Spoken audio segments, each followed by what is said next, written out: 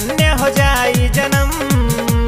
माई का महिमा सुनय भाई सब लोग ध्यान लगाई।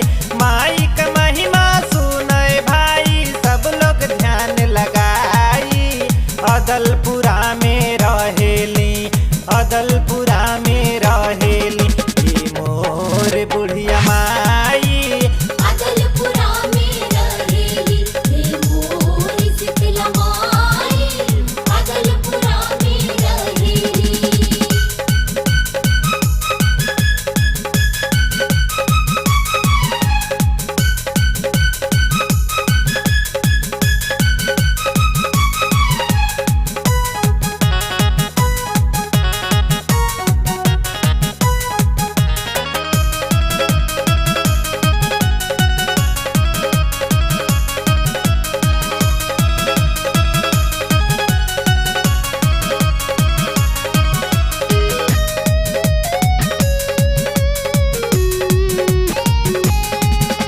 सपना में आके कहली मंगल माझी से, जाल में तोहरे बानी हम काल साझी से।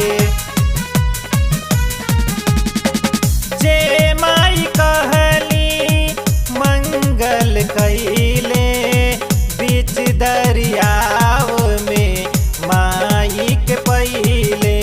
तहिया से हो ताटे भाई यही जे माई के पुजाई।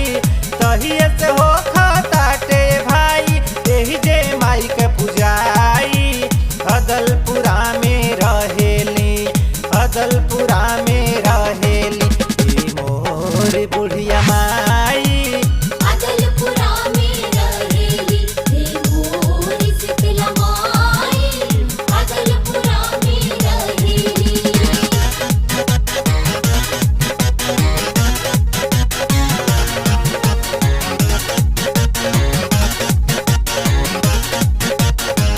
जय जय मां, जय जय मां, जय जय मां, जय जय मां, जय जय मां, जय जय मां, जय जय मां, जय जय मां, जय जय मां, जय जय मां।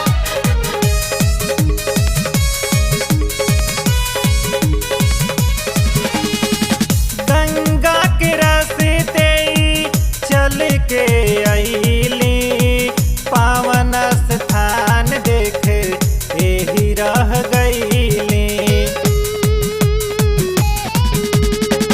सुल्तानपुर में डेरा जमैली, पंडाय पुजारी माझी के बनैली।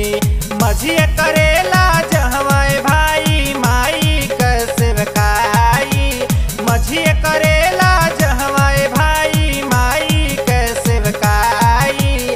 अदलपुरा में रहेली, अदलपुरा में रहेली ई मोर बुढ़िया माई। अदलपुरा में रहेली हे मोर शीतला माई।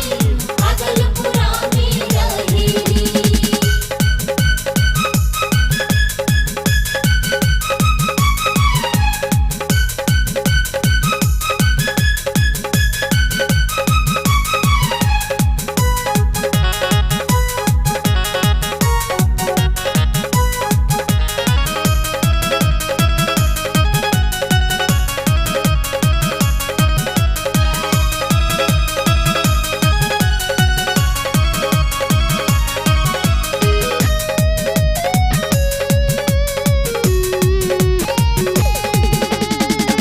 एगो मरली लइका लइके मतारी, पीट पीट छाती रोवे माई के दुआरी। जीवन भर कैले बानी हम ताहर भक्ति, आज देखा दमाई आपन शक्ति।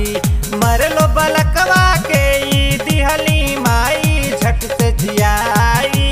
मरलो बलकवा के ई दिहली झट से माई जियाई। अदलपुरा में रहेली, अदलपुरा में रहेली ई मोर बुढ़िया माई।